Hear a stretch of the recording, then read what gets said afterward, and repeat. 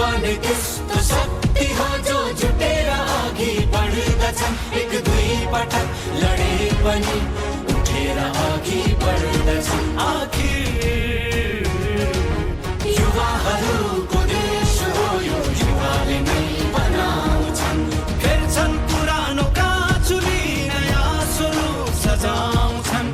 युवाहरूको देश हो यो, युवाले नै बनाउँछन्। युवाहरूको देश हो यो, युवाले नै